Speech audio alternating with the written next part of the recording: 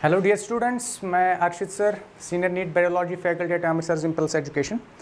आज के लेक्चर में हम डिस्कस करने वाले हैं कि जो सेल्स होते हैं, सेल्स के बारे में ही पूरा ये रहेगा, क्योंकि अभी हमारे इसमें हमने सेल बायोलॉजी वाला हमने डिटेल्ड इसका शुरू किया है। तो इसमें हम साइटोप्लाज्म देखेंगे। साइटोप्लाज्म क्या होता है, प्रोटोप्लाज्म क्या होता है, ओके, साइटोसॉल और प्रोटोप्लास्ट। कुछ ये जो टर्म्स हैं कुछ दिक्कत करती हैं स्टूडेंट्स को समझने में, थोड़ी प्रॉब्लम करती हैं। तो मैंने सोचा कि पहले इन टर्म्स को पहले निपटा देते हैं अच्छे से।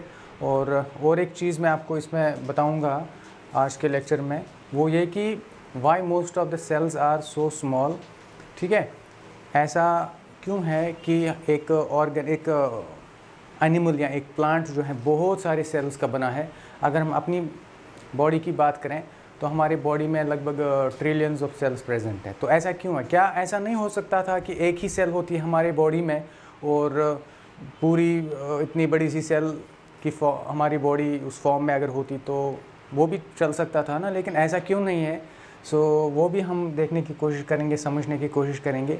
आज के लेक्चर में मेन जो टॉपिक रहेगा वो यही है कि why are most of the cells small. But उससे पहले हम कुछ टर्मिनोलॉजीज़ को समझेंगे, जैसे प्रोटोप्लाज्म क्या होता है, साइटोप्लाज्म क्या होता है। ठीक है, एग्ज़ाम में पूछा जाता है ये चीज़, प्रोटोप्लाज्म किसने डिस्कवर किया, साइटोप्लाज्म क्या होता है और किसने उसको नाम दिया साइटोप्लाज्म वगैरह, वो सारी चीज़ें। और साथ ही साथ साइटोसॉल क्या होता है, जो फ्लूइड वाला पार्ट रहता है सेल के अंदर। ठीक है, वो सारी चीज़ें हम आज इस लेक्चर में डिस्कस करेंगे। Okay, so let's start about protoplasm.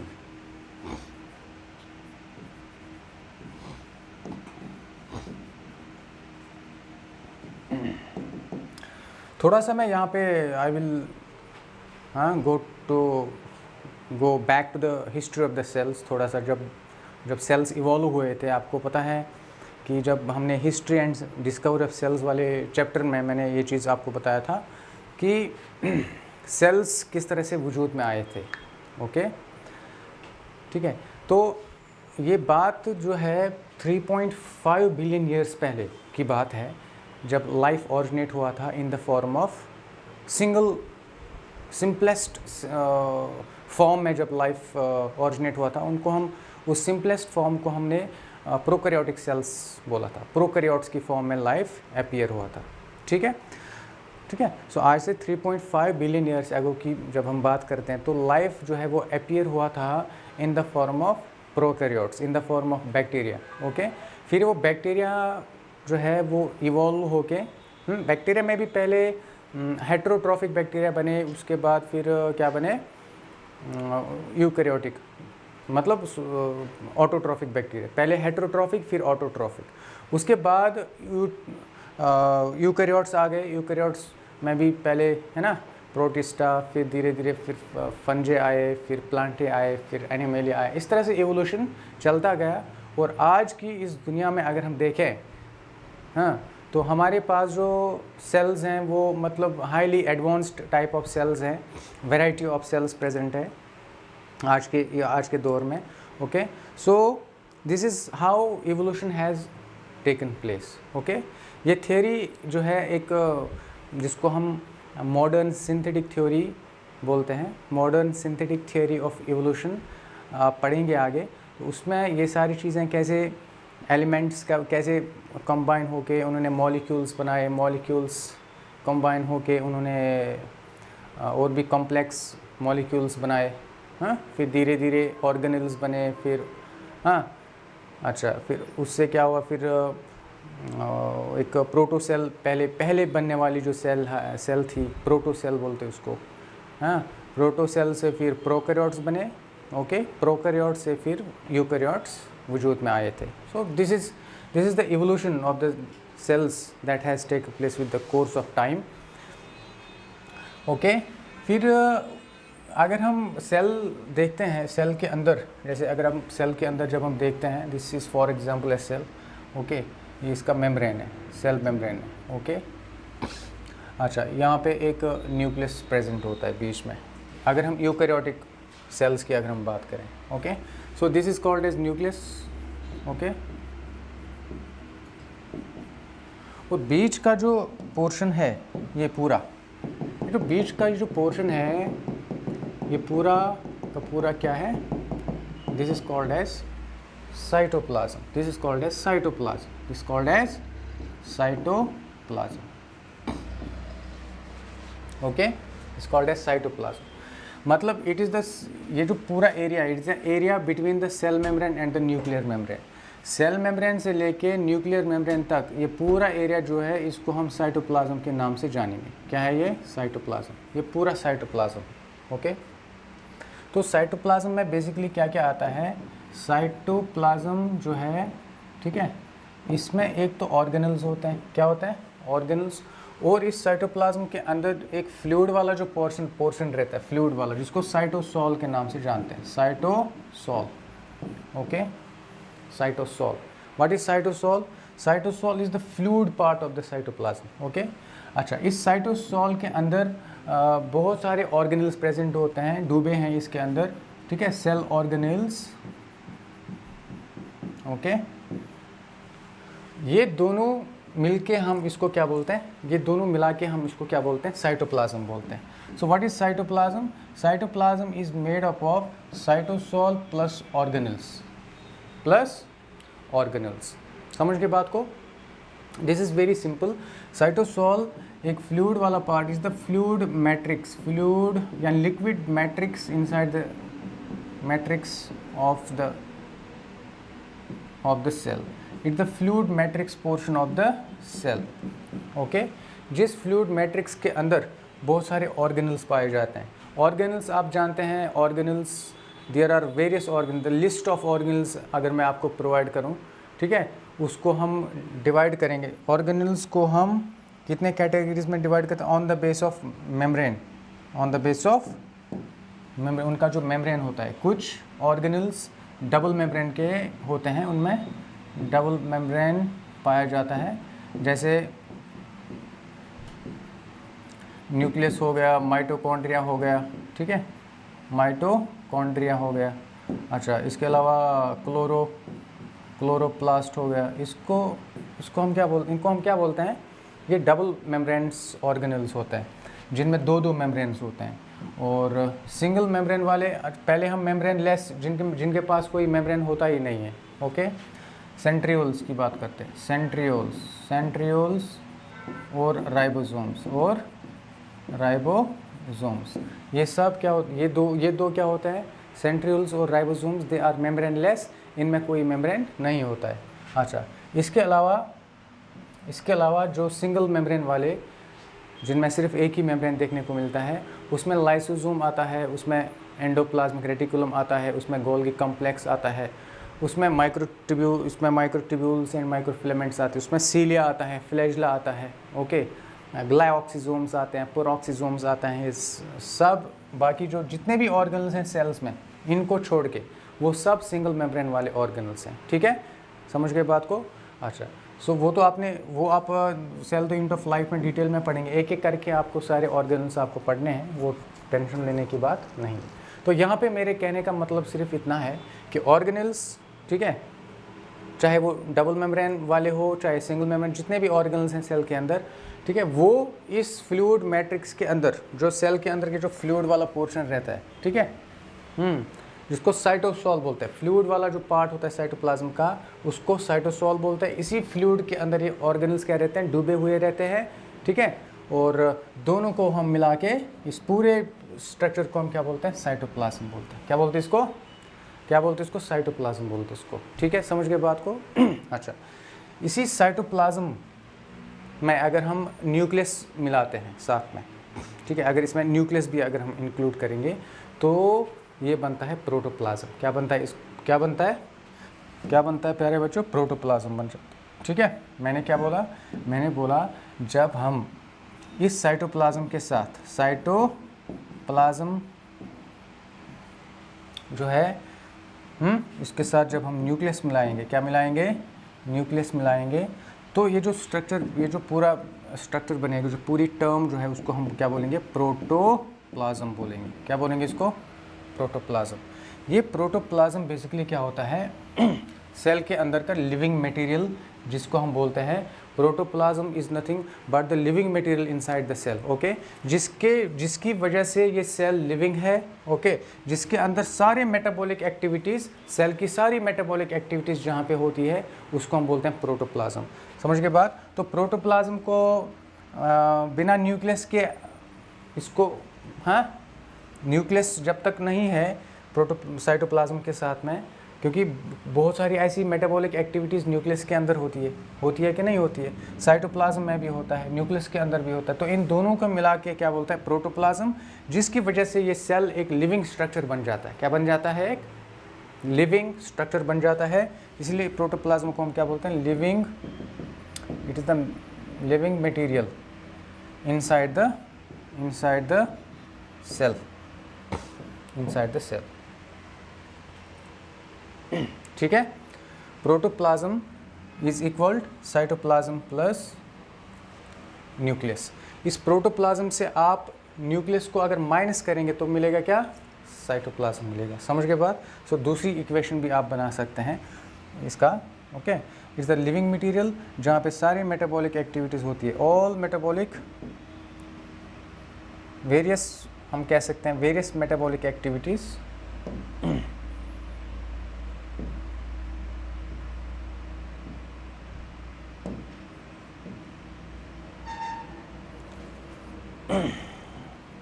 various metabolic activities take place here। यहाँ पे बहुत सारे मेटाबॉलिक एक्टिविटीज़ होती है प्रोटोप्लाज्म के अंदर। किसके अंदर, प्रोटोप्लाज्म के अंदर। समझ गए बात, ओके।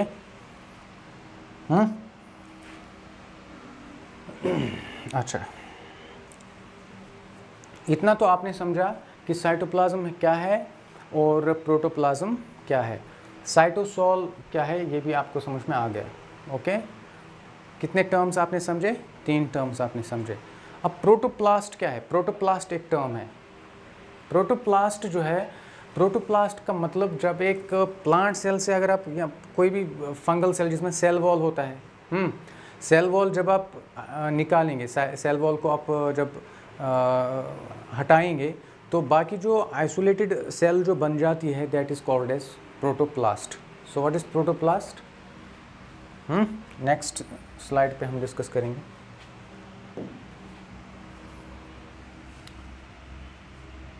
हमने देखा protoplasm is equaled cytoplasm plus nucleus, पहला पॉइंट। दूसरा पॉइंट हमने देखा cytoplasm is equaled cytosol plus organelle, cell organelles.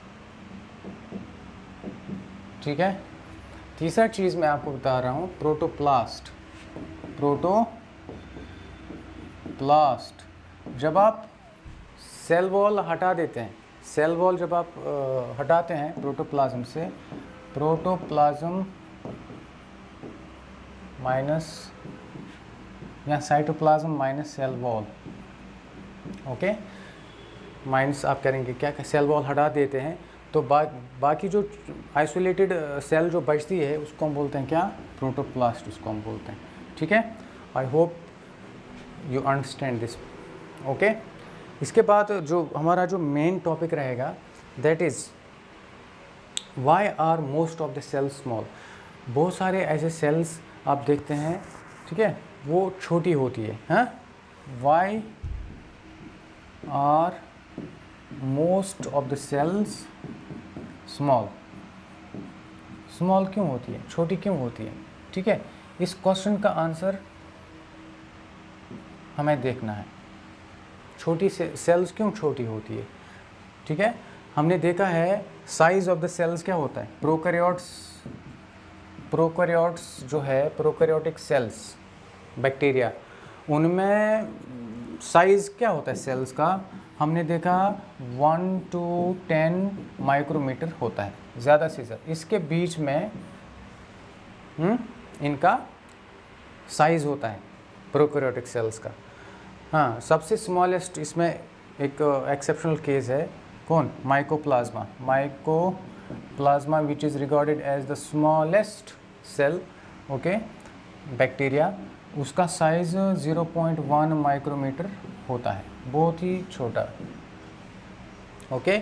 Mycoplasma को हम PPLO भी बोलते हैं, pleuro pneumonia like organisms, because इसको डिस्कवर किया था लुइस पास्टर ने जब वो निमोनिया से डील कर रहा था। कुछ कैटल जो है, एनिमल्स, उनको निमोनिया हुआ था, तो उनके प्लूरल फ्लूइड से, हाँ, लंग के पास वो जो फ्लूइड होता है, उस फ्लूइड से इन बैक्टीरिया को देखा गया, माइकोप्लाज्मा को देखा गया, क्योंकि ये प्लूरल फ्लूइड में देखे गए और इन्होंने निमोनिया की बीमारी के लिए रिस्पॉन्सिबल है, इसीलिए इनको प्लूरो न्यूमोनिया लाइक ऑर्गेनिजम्स भी बोला गया। एक ही माइकोप्लाज्मा और प्लूरो न्यूमोनिया लाइक ऑर्गेनिजम्स एक ही बात होगी, समझ गए? तो इनका साइज़ 0.1 माइक्रोमीटर होता है, बहुत ही छोटा।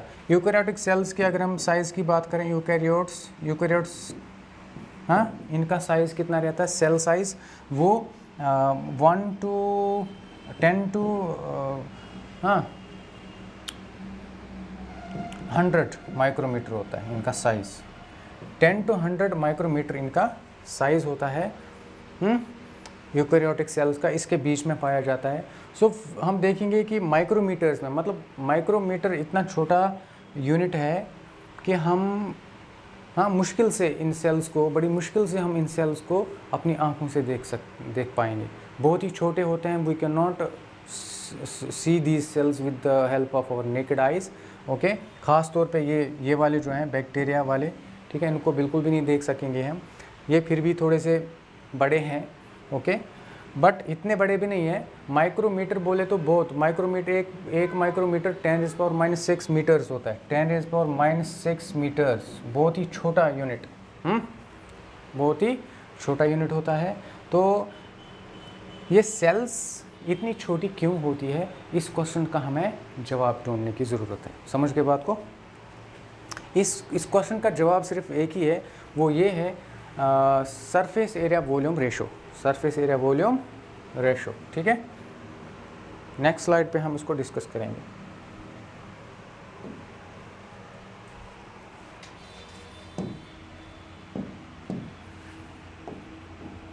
Why are cells small? Cell small क्यों होती है, इसका आंसर क्या है? Surface area volume ratio.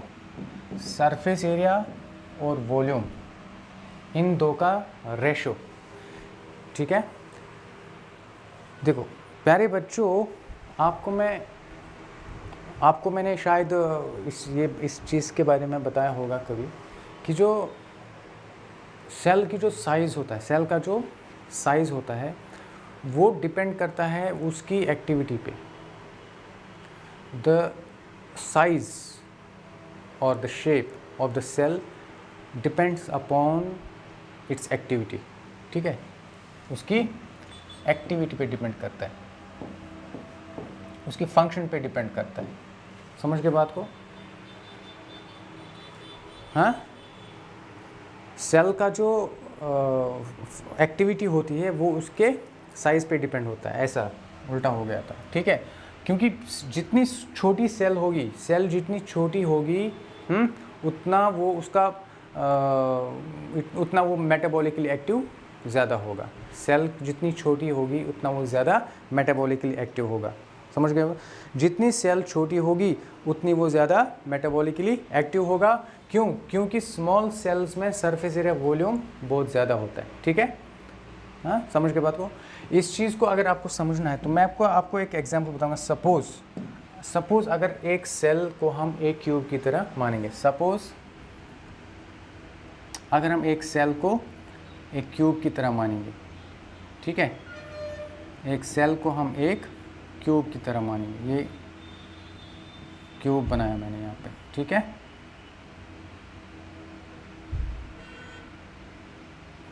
Okay, इसके डायमेंशंस अगर मैं देखो लेंथ ब्रेडथ, ठीक है, और इसकी जो हाइट है, ओके, वो मैं 1-1 सेंटीमीटर लेता हूँ। 1 सेंटीमीटर इसका लेंथ होगा, एक हाइट होगा, एक विड्थ होगा, ठीक है, 1 सेंटीमीटर, समझ पाएगा। तो इसका सरफेस एरिया, पहले हम इसका सरफेस एरिया देखेंगे। सरफेस एरिया क्या बनेगा इसका? सरफेस एरिया ऑफ क्यूब किसके बराबर होता है? 6 टाइम्स लेंथ इंटू ब्रेड्थ या विड्थ। वो क्या होगा? 6 इंटू 1 इंटू 1, 6 इंटू 1 इंटू 1 हो गया 6 सेंटीमीटर स्क्वायर, इसका सरफेस एरिया। ये इसका सरफेस एरिया। अगर हम इसके वॉल्यूम की बात करें, समझना बात को, ध्यान से समझना बात को। वॉल्यूम अगर हम इसका निकालेंगे तो वॉल्यूम किसके बराबर होगा? वॉल्यूम ऑफ द क्यूब किसके बराबर होता है? Length into breadth into height.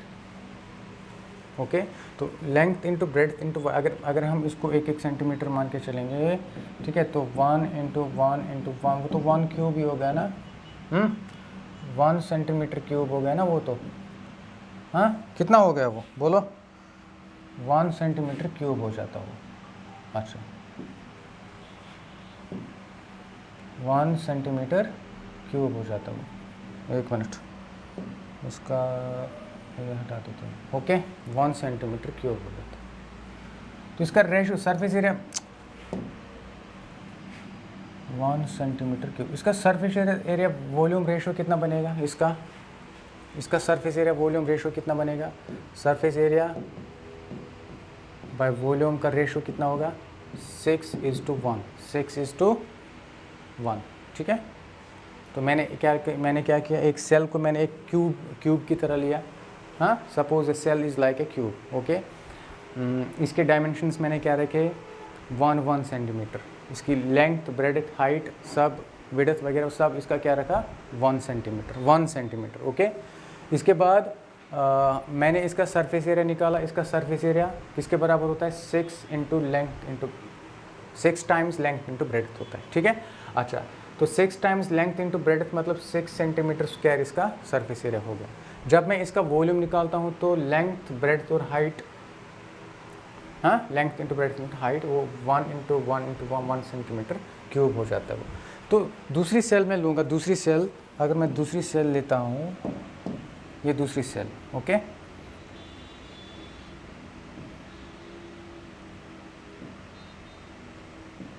ठीक है, ये दूसरी थोड़ा सा इसमें थोड़ी सी बड़ी सेल लेंगे हम, ठीक है।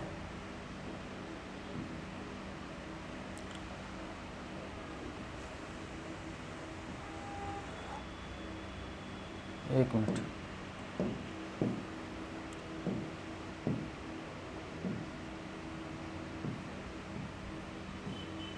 ये थोड़ा सा बड़ा क्यूब लिया मैंने। ओके, ये इसकी लेंथ हो गई, ठीक है, ये इसकी विड्थ हो गई और ये इसका हाइट हो गया। इस बार मैं इसको 2 सेंटीमीटर लेता हूँ। कितना? 2 सेंटीमीटर लेंथ, 2 हाइट और 2 इसका विड्थ हो गया। तो इसका अगर मैं सरफेस एरिया निकालूँ, क्या सरफेस एरिया अगर मैं इसका निकालूँ कितना हो जाएगा? 6 टाइम्स लेंथ इंटू ब्रेड्थ, कितना हो गया वो? 6 इंटू 2 इंटू 2, 6 इंटू 2 इंटू 2 कितना हो गया? 6 2s are 12, ठीक है, 6 2s are 12 और 12 इंटू 2 कितना हो गया? 24 सेंटीमीटर स्क्वायर हो गया वो तो। कितना हो गया? 24 सेंटीमीटर स्क्वायर। अच्छा, इसका मैं अगर वॉल्यूम निकालूँ, क्या चीज़? वॉल्यूम इसका निकालूँ मैं, तो वो कितना हो गया? Length into breadth into width या हाइट कितना हो गया? 2 into 2 into 2 equal 8 centimetre cube. 8 centimetre cube हो गया। सो सरफेस एरिया बाय वॉल्यूम अगर हम निकालें, इस सेल का सरफेस एरिया बाय वॉल्यूम अगर हम निकालें तो कितना हो जाएगा? बताओ कितना हो जाएगा? 24 डिवाइड बाई 8 हो जाएगा ना, 24 divided by 8, 8 1s are 8 3s are 24, तो वो कितना हो गया 3:1, 3:1 हो गया। देखो जितना आपने सेल का साइज़ बढ़ाया उतना सरफेस एरिया वॉल्यूम रेशो कम हो गया, ठीक है, उतना क्या हुआ, सरफेस एरिया और वॉल्यूम का रेशो कम हो जाता है। समझ गए बात को। अच्छा मैं और एक सेल लेता हूँ, ठीक है, थोड़ा सा इसको थोड़ा ऊपर कर लेते हैं। मैं और एक सेल लेता हूँ, और एक सेल में लूँगा, ठीक है, जिसका डायमेंशन मैं 2 से 3 कर दूँगा, ठीक है। ये मान लो एक और एक बड़ी सी इससे भी बड़ी सेल हमने ली, ठीक है। अच्छा, in the form of A cube. For example इसका हमने डायमेंशन 3 लिया, 3 सेंटीमीटर इसकी लेंथ, 3 इसकी विड्थ और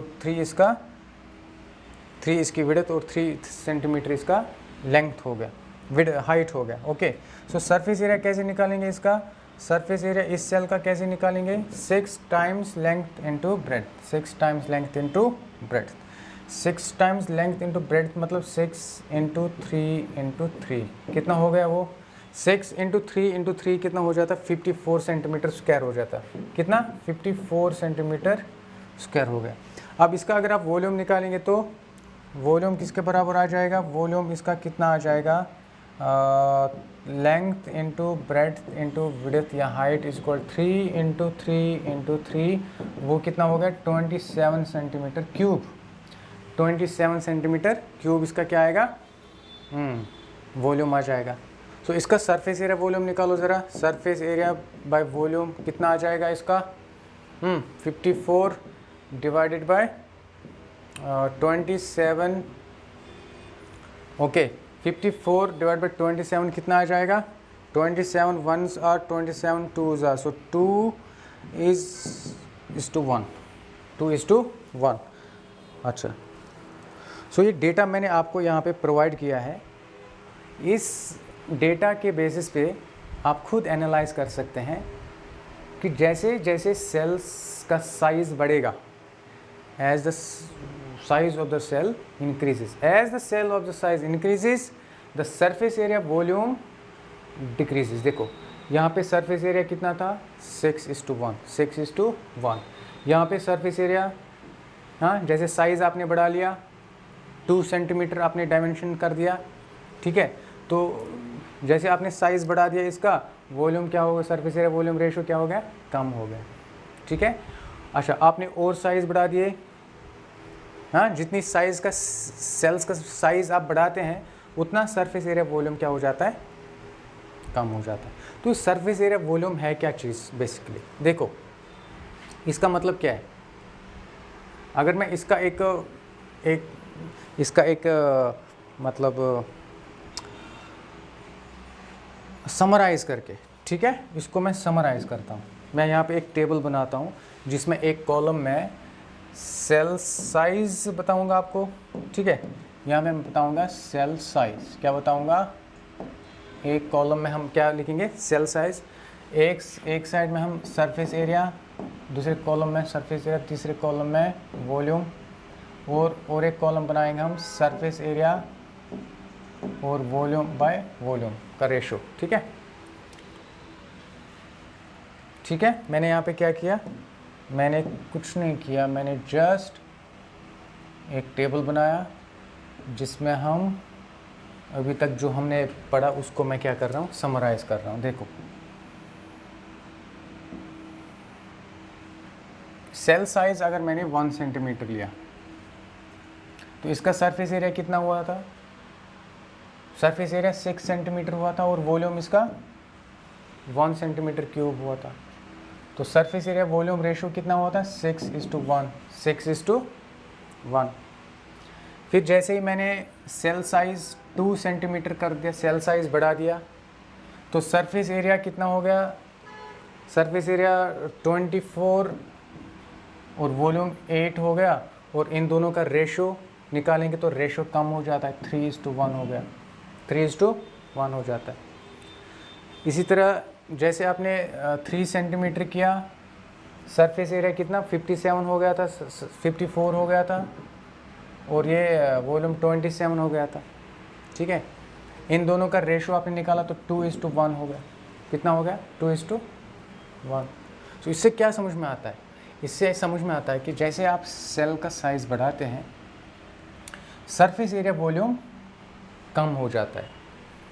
ठीक है, सरफेस एरिया वॉल्यूम क्या हो जाता है? कम। अगर आप यहाँ पे देखेंगे, एक यूनिट वॉल्यूम के लिए सेल अगर छोटी है, सेल छोटी है तो इसका मतलब सरफेस एरिया वॉल्यूम इसका ज़्यादा है। ज़्यादा का मतलब यहाँ पे एक यूनिट वॉल्यूम के लिए 6 यूनिट सरफेस एरिया इसके लिए अवेलेबल है। मतलब यहाँ पे एक यूनिट वॉल्यूम के अंदर, हाँ, एक यूनिट वॉल्यूम जो है उसके पास 6 यूनिट्स ऑफ सरफेस एरिया है। 6 यूनिट्स ऑफ सरफेस एरिया, एक यूनिट वॉल्यूम के लिए 6 units of surface area available हैं। ओके, सेल के पेस मतलब एक सेल के अंदर जितना वॉल्यूम है उससे ज़्यादा उसके पास सरफेस एरिया अवेलेबल है, सो दैट वो ज़्यादा से ज़्यादा चीज़ों को क्या करे, न्यूट्रेंट्स को ले सके, ज़्यादा से ज़्यादा वो न्यूट्रेंट इनटेक करे और ज़्यादा से ज़्यादा वो मेटाबॉलिज्म करे। तो हाँ, तो मैंने वही चीज़ बताया था ना आपको, जितनी सेल छोटी है उतनी वो मेटाबॉलिकली एक्टिव होता है। क्यों होता है? क्योंकि उसका सरफेस एरिया वॉल्यूम रेशो ज़्यादा होता है। तो ये ज़्यादा होना, एक यूनिट वॉल्यूम के लिए 6 यूनिट सरफेस अवेलेबल होने का मतलब क्या है कि वहाँ से ज़्यादा, उसके सरफेस से ज़्यादा मटेरियल अंदर आ जाएगा। ओके, सेल के अंदर। ठीक है, तो अगर आप सेल का साइज़ बढ़ाते हैं, जैसे 2 सेंटीमीटर आपने कर दिया, 2 सेंटीमीटर कर दिया, 2 सेंटीमीटर करने पे आपका रेशो कितना हो जाता है? 3:1 हो जाता है। 3:1 मतलब यहाँ पे क्या है, एक यूनिट जो वॉल्यूम है, एक यूनिट वॉल्यूम के लिए only 3 units of surface area available हैं। समझ गए बात को? एक यूनिट वॉल्यूम के लिए only 3 units of surface area available है। यहाँ पे एक यूनिट वॉल्यूम के लिए 6 units of surface area available थे। समझ गए बात? जैसे जैसे आप सेल का साइज़ बढ़ाएंगे, ठीक है, हाँ, तो सरफेस एरिया जो है पर वॉल्यूम, सरफेस एरिया पर वॉल्यूम जो है वो कम हो जाता है। यहाँ पे एक यूनिट वॉल्यूम के लिए सिर्फ 2 ही units of surface area available है। तो मतलब यहाँ से ज़्यादा चीज़ें सेल के सरफेस के थ्रू ज़्यादा चीज़ें एक्सचेंज नहीं हो सकती है। समझ रहे बात? क्योंकि सरफेस एरिया कम है as compared to volume. Surface area volume ratio की मैं बात कर रहा हूँ। समझ गए बात? हाँ, सरफेस एरिया वॉल्यूम रेशो की जब हम बात करते हैं, वो कम हो जाने पे क्या होता है, मेटाबॉलिक सेल उतनी मेटाबॉलिक एक्टिविटी नहीं करेगी। तो सेल मेटाबॉलिक एक्टिविटी नहीं करेगी, हाँ, मेटाबॉलिकली इनएक्टिव तो होती नहीं। जब सेल मेटाबॉलिकली इनएक्टिव होगी तो इंसान या कोई ऑर्गेनिज्म तो मतलब ज़िंदा ही नहीं रह पाएगा, सर्वाइव ही नहीं कर पाएगा। समझ गए बात को? सो ये है बेसिक कारण कि ज़्यादा से ज़्यादा सेल्स क्या होती है, छोटी होती है। इसका दूसरा कारण भी है, दैट इज़ कॉल्ड एज, चलो इसको पहले समझ लेते हैं। जितना सरफेस एरिया ज़्यादा होगा, सरफेस एरिया वॉल्यूम रेशो जितना क्या होगा, ज़्यादा होगा, उतनी मेटाबॉलिकली सेल क्या होगी, एक्टिव होगी, उतना वो ज़्यादा न्यूट्रेंट इनटेक करेगा, उतना वो एक्टिव हो जाएगा। दूसरा, ठीक है, दूसरा कारण जो है दैट इज़ न्यूक्लियोसाइटोप्लाज्मिक रेशो। क्या दूसरा जो कारण है, पहला क्या था, सरफेस एरिया वॉल्यूम रेशो, दूसरा क्या है, न्यूक्लियोसाइटोप्लाज्मिक रेशो, दूसरा कारण न्यूक्लियोसाइटोप्लाज्मिक रेशो। ठीक है, देखो, न्यूक्लियस और साइटोप्लाज्म, सेल के अंदर ये जो न्यूक्लियस रहता है, न्यूक्लियस, ये हो रहा न्यूक्लियस, और इस न्यूक्लियस के सराउंडिंग में ये जो पूरा मॉल मटेरियल है पूरा, इसको क्या बोलते हैं, cytoplasm. This called as cytoplasm. इन दोनों का रेशो क्या होना चाहिए, बैलेंस हो जाना चाहिए, बैलेंस हो जाना चाहिए। जब एक सेल का साइज़ जब बड़ा रहता है तो ये न्यूक्लियस न्यूक्लियस जो रहता है, ठीक है, ये न्यूक्लियस उस ज़्यादा साइटोप्लाज्म को कंट्रोल नहीं कर पाता है। ठीक है, तो ये पूरा साइटोप्लाज्म क्या हो जाता है, न्यूक्लियस के आउट ऑफ कंट्रोल हो जाता है। ओके जब सेल का साइज़, जब आप सेल डिवीजन में जब आप पढ़ते हैं ना, cell division, why cells divide, यहाँ पे दो दो क्वेश्चंस का हमें आंसर मिलता है। एक तो ये कि सेल्स छोटी क्यों होती है, दूसरा why cells divide, why cells divide. तो जब एक सेल ग्रो करती है, पहले सेल क्या था, सेल डिवीजन में आप पढ़ते हैं ना, सेल डिवीजन में पहले क्या आता है, ग्रोथ फेज आता है। ये सेल पहले क्या रहती है, छोटी रहती है, ठीक है, इतनी सी सेल रहती है, स्टेबल होती है, ठीक है। लेकिन सेल को तो डिवाइड करना है, डिवाइड करने के लिए ये अपने आप का साइज़ बढ़ाता है। जब साइज़ बढ़ जाता है, ठीक है, साइज़ जब बढ़ जाता है तो अंदर का साइटोप्लाज्म न्यूक्लियस के कंट्रोल से बाहर हो जाता है, ठीक है। जब न्यूक्लियस के कंट्रोल से ये बाहर हो गया तो एकदम से सेल क्या हो जाती है, डिवाइड हो, इसका साइटोप्लाज्म डिवाइड हो जाता है। साइटोप्लाज्म डिवाइड हो जाता है, ये सेल्स दो में डिवाइड हो जाएगी, एक सेल छोटी, दूसरी छोटी सेल बन जाएगी, दो छोटी सेल्स। मतलब जितनी ये पेरेंट सेल पहले था, ठीक है, इसको बोलेंगे ना पेरेंट सेल, पेरेंट सेल। और ये वाली सेल्स को क्या बोलेंगे, इनको बोलेंगे डॉटर सेल्स। क्या बोलेंगे, डॉटर सेल्स बोलेंगे इनको। समझ गए बात को। तो डॉटर सेल्स, अभी डॉटर सेल्स उतनी रह गई ना जितनी पेरेंट सेल है, तो दोनों का अभी क्या हो गया, सेम साइज़ हो गया, फिर से सेम साइज़ हो गया इनका फिर से सेम साइज़ हो गया। बीच में क्या हुआ, यहाँ पे सेल्स की ग्रोथ हो गई। सेल्स की ग्रोथ होने के कारण ही ये सेल्स क्या हो गए, डिवाइड हो गए। समझ गए बात। क्योंकि यहाँ पे क्या हुआ, देखो यहाँ पे न्यूक्लियोसाइटोप्लाज्मिक रेशो बढ़ गया, न्यूक्लियोसाइटोप्लाज्मिक रेशो क्या हो गया, बढ़ गया। तो न्यूक्लियस जो है, ये न्यूक्लियस के कंट्रोल के बाहर चला गया ये साइटोप्लाज्म, इसीलिए इस सेल को मजबूरन डिवाइड होना पड़ा। समझ गए बात, हाँ, ओके, ठीक है। Is this very very clear to you, is this very clear, क्या बोलते हो, क्लियर है, शाबाश।